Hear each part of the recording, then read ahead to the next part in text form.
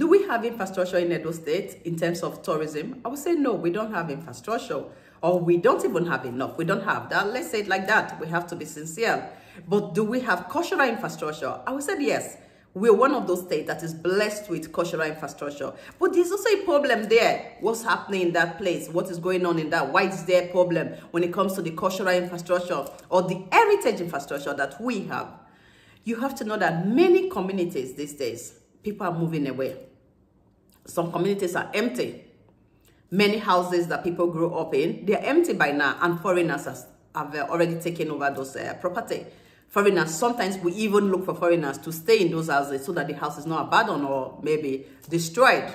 And what happens when you do that? Your identity, your tradition, everything that you have is at risk, because you will not expect those people that are coming to take over your property, living there, to continue with your own tradition. No, they are bringing their own to that place, and that is where everything is at risk. If you notice, for those of you living in Europe or outside Nigeria, you notice sometimes government outside European countries and other countries, they sometimes offer a place for just 10,000. That location, they have to be just beautiful, and 10,000. They say anybody that wants to buy this place, you're going to this direction, 10,000 to buy a house there. And many people keep wondering, why will a place sell for 10,000 that is such as beautiful as this place?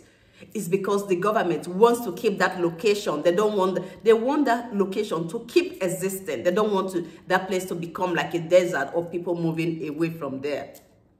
Migration, we cannot really stop. People move on a daily basis from one place to the other. Our young people move from village to communities, and that means that when they do and move from one place to other, that means that there is problem with how to preserve, how to promote the heritage that they left behind. And that is where the government should come in. That is where the government should find a way to support the people already left in that community on how to preserve those heritage places and protect those heritage places, because the citizens are moving out. And I would say that we as citizens, we should also take this as a challenge to ourselves, especially with the Benin and other parts of Edo State, when we know that we are really blessed with heritage sites. We should try to contribute one way or the other. If we have people from our community, or we have a community that we're from, we should try to reach out to such communities, especially when in terms of festivals. We should contribute, support, do our part in order for those communities to keep on celebrating their festivals, to keep on doing the things that they normally do before, because that are the only way they can preserve it, promote it, and they can kind of transfer it to the next generation that is coming, instead of those things just getting gone and lost. And when those things, it's difficult when you lose something or something is gone, it gets difficult on how to bring that thing back. So that's why we should start thinking about protecting it, because a lot of places, communities, is at risk of losing their heritage site because of people are moving out. There is no money to promote, there's no money to protect, there's no money to do anything in that community. So people need to start helping communities. They need, especially when they are from a particular community, or when they are able to do that, they should start thinking, looking in that direction. And I think that government should do more than they are doing right now. They should look into how to protect different heritage sites in Edo State. Those heritage places, they are already there. And when we talk about tourism, if the government really wants to invest in tourism, those are the places that it should start looking at. Because when you talk about the Benin City as a town, as a place, as a city, yes, there are a lot of places there, but there are many important locations, many important communities that are blessed with a lot of heritage places that the government should look into and see how to assist them, how to promote that place as a destination. We have different schools all over Nigeria that would love to come to Benin City for an excursion, and the government should start thinking about how we can improve on that tourism and be a better place. Even bring out investment that people can invest in. So if you're from those communities that you see that those communities are kind of, I don't know the word to use, wiping out or going out, people, empty communities, you still have few people left in your communities, and you know that your community is blessed with heritage sites, they have festivals, they have different events that they do in their communities. please try and support those committees. Try and support your committee in different ways that you can. Many of them, there's nothing small to give to festivals. There's nothing, you can even write to your committee and tell them, oh, I remember when I was a child, this festival was going on. I don't seem to see this festival anymore. Is there any way we can bring these festivals back? Is there any way we can do this? And maybe you see people saying, yes, we can do that. And the moment they start doing it, maybe they'll be able to encourage more people to do it. So let's try and protect what we have.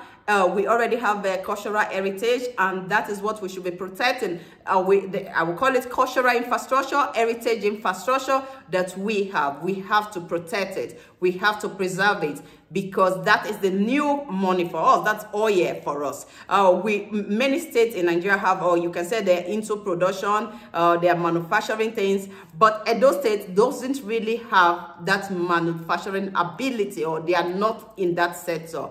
But we are very blessed with heritage places, and I think that is what should be part of what we should use in putting our state forward, in making our state great, because there are many countries all around the world that are benefiting from tourism. They are making a lot of money from tourism, and we should start looking in that direction. So if you have festivals, your committee is close by, is close to Benin, you're having festival coming, especially this December, that a lot of communities are going to be having Igwe festival.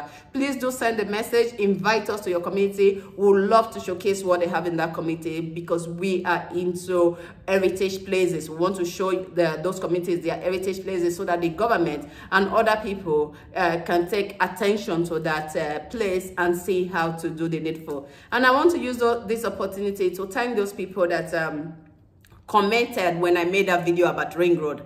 It really did something. That's why sometimes they say that when you see something, speak it out. You have to say it out.